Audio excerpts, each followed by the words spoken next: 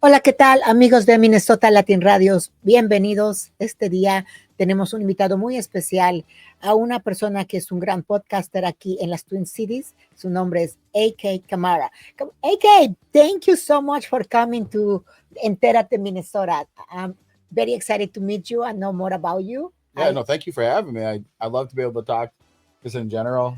You'll probably realize that. Your audience will realize that. Sometimes it's like, this guy won't shut up, so.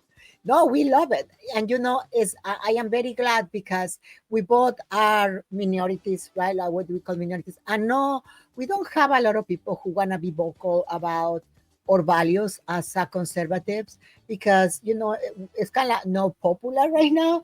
And having someone like you, you speak out in behalf of all your community and me, I know a lot of people in my community feel the same way. Have this conversation is going to be very, is going to embrace a lot of power that we have as a minorities and conservatives. Yeah. Tell me a little bit about you. Who is AK Kamar? Yeah, I mean, that's always an interesting conversation to have. What I like to do is try and walk people through a little bit of my upbringing and then what I've done basically as an adult. So right now I hold the title of Republican National Committeeman for the state of Minnesota.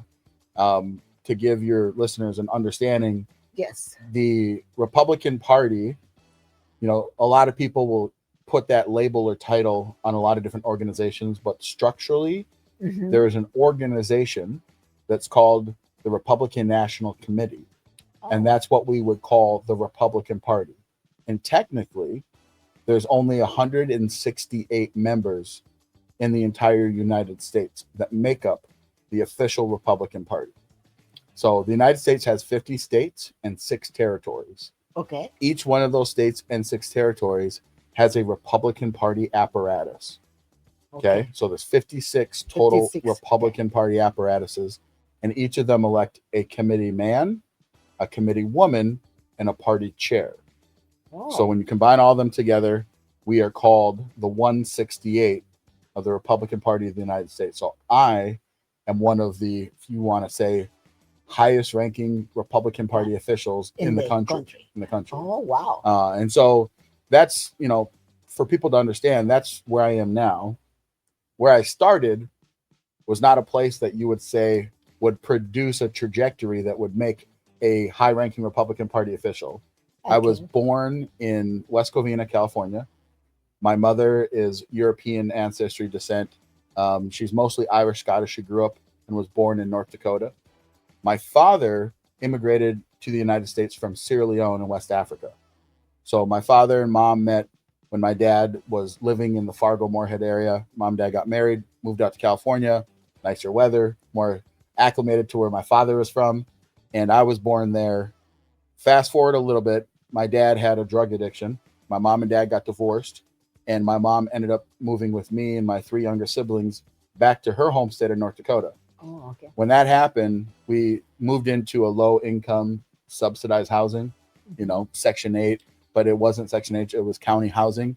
Yeah. And in that city was Devils Lake, North Dakota. So from the time that I was 5, fast forward a little bit further, my mom and dad actually got remarried to each other. Oh, okay. My dad got clean, got remarried to each other, and we continued to live in the same low income subsidized housing. And we were on every government program you can imagine, right? Back when SNAP was called EBT. And before that, food stamps. We were on rental assistance, Medicaid. And that's how I grew up. So on the system. And then when I was 15, my dad and mom had started a taxi cab business. It was fledgling. And my dad started to transport drugs. And so he ended up getting arrested, went to prison. We got kicked off of all those programs. And when I was 15 turning 16, I basically moved out of my grandparents' basement with my rest of my family, and I decided to kind of go out on my own. Okay. So from the time, going forward, I was basically on my own. I ended up leaving when I was 17, North Dakota, coming down here to Minneapolis, St. Paul, to be in a big city. And I started working for a pyramid scheme. I Oh yeah, yeah, like yeah, like Amway or something like exact. that. Well, yeah, but at least Amway is like Right, actually structured. right. This was guys walking around with bags full of perfume and Oh, cologne, okay. and that's what I did for almost a year. But it taught me a lot of really good things. Fast forward a little bit further than that, I met my wife, and we ended up, pretty quickly getting married within a year and a half of meeting each other. And basically, at that point, my wife looked at me and she goes, "So you dropped out of high school. I think you're pretty smart, but we're married. So what are you gonna do with your life?" And I was like, "Well, I hate education, but I think I'm smart enough, and if I'm actually motivated, maybe I'll be able to be better at this." When my dad got out of prison, Hmm. he ended up finishing up his bachelor degree, and he really encouraged me at that point, "Son, you Wow. should try to go to college." Oh, that's very inspiring. And so I had dropped out of high school, and I was only a credit and a half short, so I finished that. And then I basically applied to college everywhere, but I was a terrible candidate for college because I took my ACT Uh, one time and I got a 16, and okay. my overall GPA in high school was a Oh 1.75. wow. So every college I applied to Right. denied me, but there was a program that was available called the Gateway Program. And just by sheer value of me applying and showing that I'm interested, they said, "We'll give you basically 2 semesters. And if you can at least finish a 3.0 GPA, we'll give you a seamless transfer to MSUM in Moorhead. It's a 4-year college." And so after my first semester, I had a 4.0. Wow. And I was talking with one of the, kind of like guidance counselors, and they're like, "So you get this?" And I was like, "I apparently, yeah." I was like, I think I maybe have always doubted myself, but now that I'm motivated, I'm married, I gotta do these things for my future family. And so they said, "Well, if you finish 30 credit hours, you can be looked at as a transfer student." So I applied to the U of M and I got in Oh because I wow. finished What a 30 great credit hours comeback. and 3.9 GPA, 3.99 GPA, and ended up going to the University of Minnesota. Well, while I was there, I was walking around, non-traditional student. Me and my wife lived in Oakdale. I drove into the U of M campus, jumped on the bus, but I wanted to be part of something, and I decided I was going to major in political science. So I saw a table that said college Republicans. So I said, "I'm in college. I'm going to major in political science, and I think I'm a Republican at this point." So I basically started showing up to meetings. People were really excited to see me there. Yeah, Yeah, well, you're someone of color. Yeah, someone people of of color color. who's Yeah, different, who's yeah, very intrigued. right. And it's like every single topic that I would learn more about, I was like, I felt that in my soul. Like I intuitively thought this makes sense to me, especially when you explain like how free market capitalism works. When you explain why we need rule of law and order and why we need Exactly. to protect individual rights and like all of these principles, they all made so much sense to me. And I became a Republican at that point, and it was kind of off to the races. And this is, circa 2006. And I kept on raising my hand every time they said, "We need a leadership." And I ended up becoming the chair of the entire state of Minnesota's college Republicans. Oh, So we had okay. 27 chapters across the state. And that's kind of at that point forward, I never looked back. And I've worked and volunteered and held various positions in all different type of Republican Party organizations, the official Republican Party of Minnesota, different kind of side organizations, or if you want to say like PACs or 527 organizing groups. And basically, ever since 2006, I've never looked back. And last year, I was elected to the Republican National Committee, and that's a 4-year term. And I've had a lot of great fun. And yeah, that's They're actually who really AK fun. Kamar is. I would say in a certain sense, I'm a man that is a husband.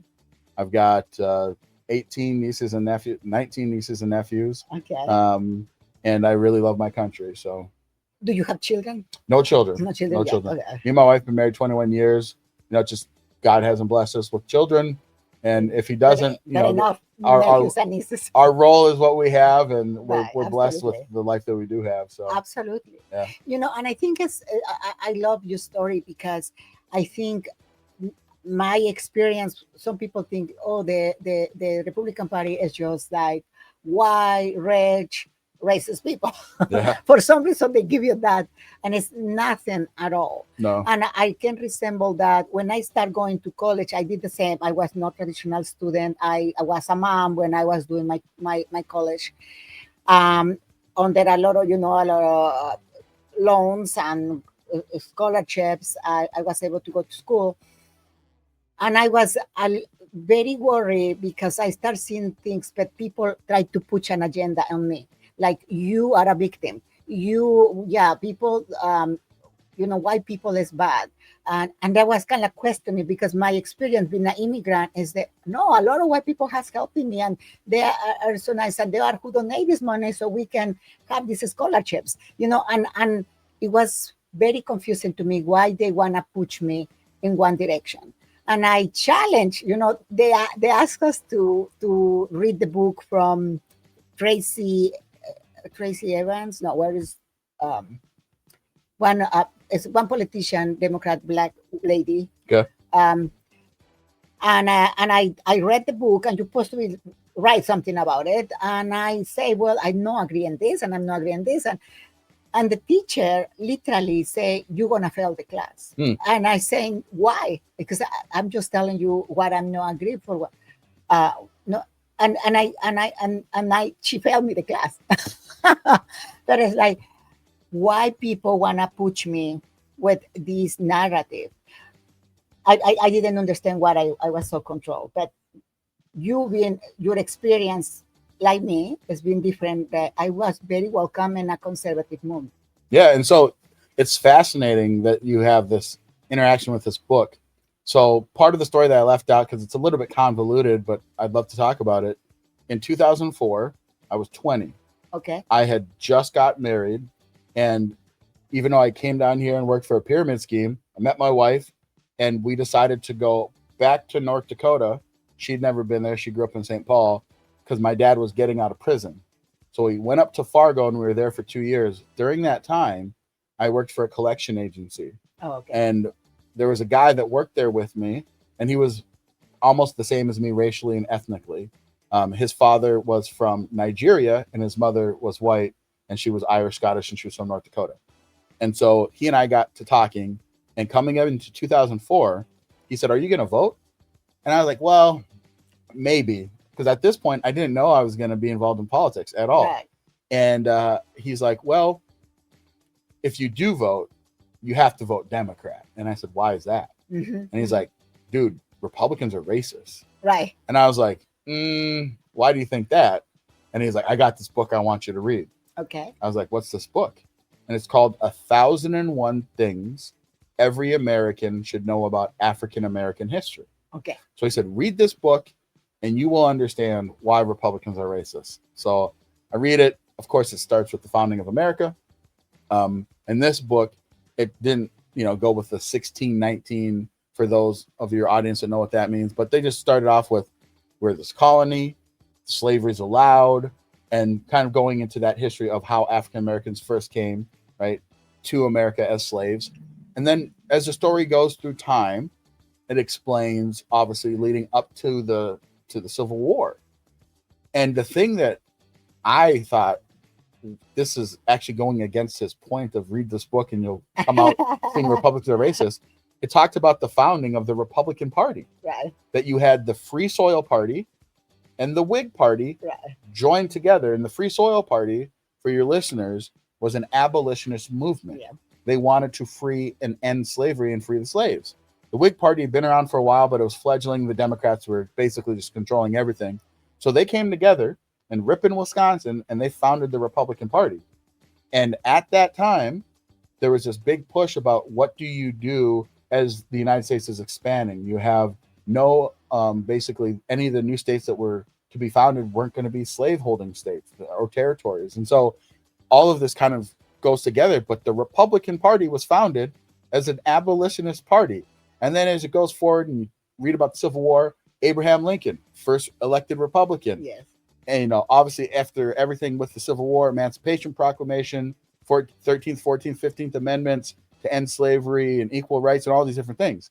So from that, it enters into this period of every elected Republican, I should say every elected Black American in this country for like the first 60 years were Republicans. Yes. Every single one. Yeah. So I'm reading And I go back to this guy Like halfway through, and I was like, did you read this book? I'm like, this is saying that Republicans freed the slaves. right. He's like, no. He's like, things change in the 60s. Keep on reading.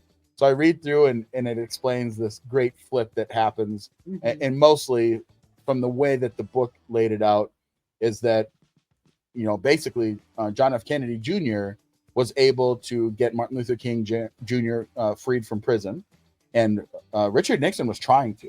But Richard Nixon was a Republican. Mhm. And at the time, Mhm. basically every southern state were Democrats, or what they called the Dixiecrats. Mhm. JFK was a Democrat from the Northeast, but Okay. still the same party. So he was able to convince the Democrat governor of Alabama to let Martin Luther King Jr. go from prison. And then at that point, at that election, John F. Kennedy Jr. won. He won the black vote. And basically from there forward, Black Americans started to vote in large for Democrats. So I read all that and I go back to him. I'm like, well, doesn't that make you question some things? Like Right. maybe there was this narrative that was spun. Mhm. And then I was like, I'm going to read about the current Republican Party today. right. I read about it and I was like, I'm a Republican, man. Yeah. And I was like, thank you for opening my eyes. You made me curious. And most importantly, you made me realize that this narrative that you believe that Republicans are racist comes from a place that's actually not supported by data, like Right. at all. And Right. so, kind of to your story, reading this book, it ties into like pushing against this idea of what we're supposed to believe versus just doing some small critical analysis Exactly. completely breaks apart everything. And I think that the election of President Trump in 2024 is another one of those examples. Oh gosh, that was I gave a what a comeback. speech. I gave a speech and I showed with proof, overwhelming evidence. President Trump is the first Republican president in almost 60 years to win the grouping of non-whites in this Mhm. country. Yeah. He has basically the most diverse grouping of voters for any Republican in 60 years. So when someone Absolutely. says that Donald Trump is a racist, he hates black people, in Minnesota, black males under 30, if you do kind of all of this, you got to do some analysis, voted at a rate of about 52%. 52% 2%. Wow. That's in a big Minnesota, one. black people under the age of 30. Mhm. Now, older blacks, they're ingrained with this mentality, Yeah. right? And it's just fascinating. It's fascinating. I think something that helps is the social media, right? And so the traditional media, or the main media, as we knew before, is falling apart for a reason, because they push narratives in one side or another, obviously, to be fair. But when you have a podcast like, Joe Rogan, or, even local like you, we can have this discussion. People start getting analyzing, like I said, like it's not that difficult when you actually open to a conversation and to compare data and to compare information. You can start realizing that sometimes people just try to push us in one way. People have an agenda. But what is your opinion and what's going on in Minnesota right now? With all the I saw the precarious state. Yeah. You was part of it. Yeah, I was in it for about 30 seconds. A.K. Kamara, business owner. Business owner. Well, I'm friend of Carol Becker. Oh, okay. Yeah, actually, she was here yesterday. Very intelligent, as you know. Oh, yeah. She pulls data and she's very good in showing evidence. So, what is your input? Tell me about it. So I would say that Minnesota, to me, is a prime example of what happens when you have a media apparatus that is just not curious Right. about seeking truth, and they're biased Yes. politically. Yes. And that's been my analysis. So, in my whole story, I came to Minnesota basically 2002, 2003, left to North Dakota, came back to Minnesota 2006, and I've been here ever since then. Right. So I've been able to grow up watching KARE 11, KSTP, Fox 9, WCCO, and read the Star Tribune, read the Pioneer Press, and see their body of work over a long enough period. It's just truly a lack of curiosity Yeah. and some bias mixed in. Now, I've been able to create friendships with a lot of journalists Of and course. reporters that do care about the truth, that do want to seek these things, but they oftentimes will have editors and news editors that will say, nah, we can't, that's against the Minnesota sensibilities. We can't really talk about these things. Right. And that's what's so fascinating about Rick Kupchella and a precarious state. Mm-hmm. Because my analysis, so this gal reached out to me, Brenda Alberts, amazing, used to work at Care 11 as well. Mm-hmm. And she is actually like conservative leaning, right? And she reached out to me and she's like, I've seen you all over social media. I think you'd be great to interview. So they came up to my house. We talked for an hour. And obviously, the way that the editorial directors decided to go is they didn't want to maybe use me in the essence of what we talked about, because I mostly talked about ideology. Right. They wanted to use me as a business owner, Right. which I don't care. It's Yeah. cool that I was in it, right? No, I've that never was been in a great. Yeah, documentary. That's absolutely. awesome. Absolutely. And so the thing that's fascinating is Rick Kupchella, I believe, is emblematical of what the legacy media is. So Rick Kupchella believed facts, data, I'm going to present it. And how can you deny it? Absolutely. How can you deny it? And he's realizing right now, yes, they will deny it because, again, they're either uncurious or they are biased to the left. And I think that this is a really fascinating and eye-opening perspective. Now, that to me is a microcosm of what is going on in Minnesota. Obviously, all of the fraud that's occurring is absolutely insane to see that happen to that level and to that degree. To be able to understand that, listen, in the Midwest, especially with Scandinavian heritage and culture, people want to trust their government. They do. They look around and they say, I don't think the government's out to get me. But then when you find out that they are wasting billions of your dollars, because let's be very clear, when the government gives money, that doesn't come out of nowhere. That comes from you and I as taxpayers. Yeah. So then when you find out that the government is not being a good steward of our hard-earned dollars, it makes you question, well, maybe the government isn't working the way it's supposed to. And that, to me, is probably the best position as a Republican that we can be in, because it will get people, hopefully, to challenge the narrative that has been set that somehow in Minnesota, Republicans are crazy, Right. Donald Trump is a racist, and Democrats and Tim Walz, they just want to help everyone. Hopefully it can push back for people to be a little bit more curious and say that is an inaccurate representation. I'm not saying that, Tim Walz is an evil person. Some people think that. I don't think that. I think that Democrats in this state have become corrupted by power. Yeah. And I think that they no longer have the people's best interest at heart. That's what I think. No, I can agree with you. I don't think the Tim Walz is a bad person. I think it's a bad leader. I mean, it's hard to defend his record, right? Yeah. We can see what's happening with Minnesota. And I'm agree with you. I think Democrats have so much power. They overspend the money. They corrupt the system. And unfortunately, Minnesota is, really damaged. We have a lot of crime, a lot of fraud. Taxes are super high, and we are suffering. And I think regardless how much they want to push the social media, the media want to push one narrative, when you go to the grocery store, when you pay your taxes, when you have to go refill your gas, when you go on the school, your kids are not having the best education, you can feel the effect when we have a bad government. Yeah. So regardless one thing want to push, like, you cannot deny the facts that you are actually living. Yeah. What is your next goal? I know you say you have coming some projects. Yeah. A little bit. So tonight, I'm launching a new podcast with two other guys. A guy named David Webster. He actually is Peruvian. He was adopted by a family here in the United States. And then another guy, his name is Drew. We call him Drew Outstanding because he has a online persona. He was vaccine injured, actually.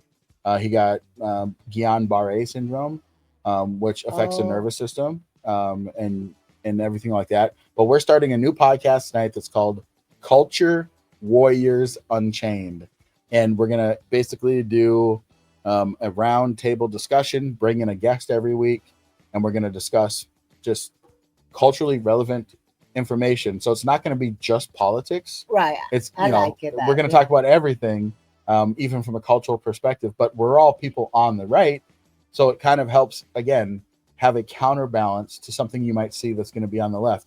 So that's one thing I'm doing as a Republican National Committee man. I've been able to actually build a relationship with Turning Point USA, and specifically Turning Point Action.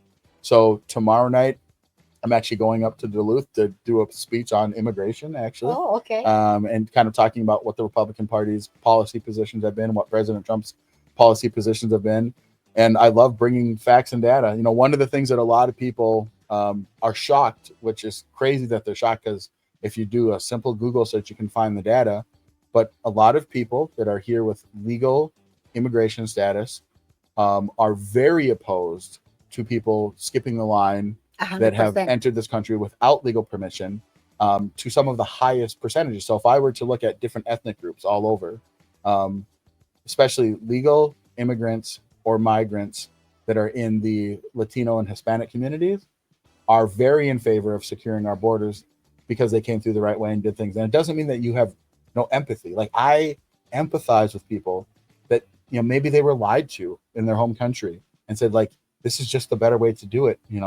The other process is too long. And so I understand that empathy, but that's why, to me, having these conversations, and there's going to be a Q&A session, and I love taking questions from an audience. I sat on a Sahan Journal panel talking about immigration as the Republican National Committee man, and basically bringing forth what Trump administration wanted to have done before he even won his second term. So that's another thing that I'm doing. And then beyond that, I travel the state and I talk to basically any group. If a group comes and says, AK, will you come and talk to us? I say yes, because I love to talk. Of course, and it's good to bring a different perspective. Let me tell you about, if you invite me sometime to your podcast, I would I love would to. like to talk the immigration, because Yes. it's something, I'm an immigrant, I'm a Latina, I'm Mexican actually, and I know many people will be surprised. They, like you say, people actually want the borders closed. We want immigration reform. And let me tell you, not even that. I think another angle that we can look is immigration have changed.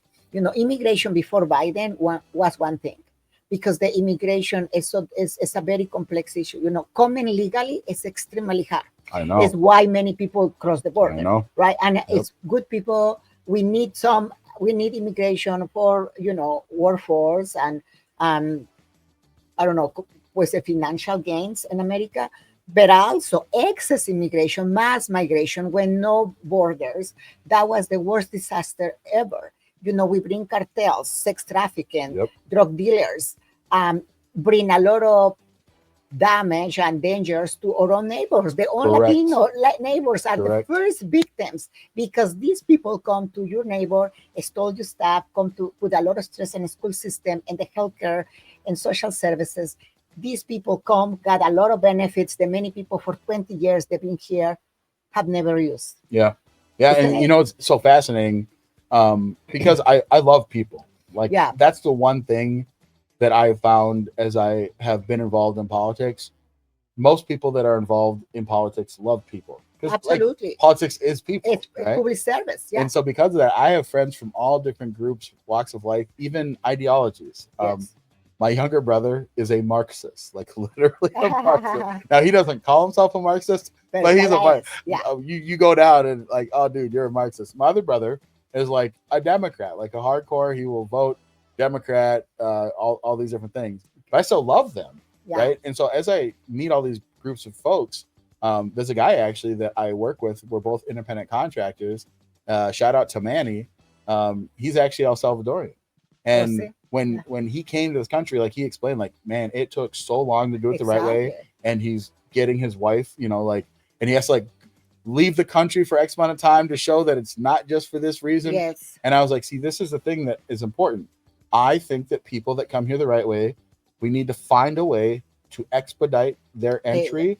Right. And I said, but sometimes what happens when you have so many people that are here without permission, or that come here as asylum seekers, it just jams up the system. So it basically creates a much longer process to be able to process everyone. And so, like, I'm a person, again, I think that immigration is amazing for one reason. A lot of times people say like diversity is our strength. I don't think that that's true. I think that the diversity of ideas and experiences is our strength, but the desire to have a unified country is our strength. So someone comes and they come from a different walk of life, that is going to be valuable. But they're like, we're still working towards the same goal. So that is unity. So my experience has been what makes this country great. When people come to the United States and they say, I love the idea of America. Yes. And I want to make America better, and I'm going to help contribute to that, right? Yeah. And not that, oh, I'm going to come to America, and America sucks, and I want to change it. It's like that's sad. That's really sad. Yeah. It devastates me when people come and judge America when America have, open and give you the best life that you have in your country. Yeah. Like, and I love Mexico, and like I said, I would love to have immigration. Is very complex, and I'm a pro immigration. Obviously, people sometimes people have to cross the border, and I'm not justifying, but I am against the people who come and abuse the system Of course. and mistreat, and they try to speed in America. I love America. For me, it's my country now. Yeah. So Yes, absolutely. so, but okay, Kamara, this is we can literally talk for hours. I know. So I told you at the mean, beginning. I like to talk. we need to do it again. So hopefully, if you want to come back, or, Absolutely, I will, anytime. because we have a lot to cover, and I would love to have that conversation with you. But thank you so much for coming. Come back soon. Absolutely. Thank you for having me. Take care. Have a good day.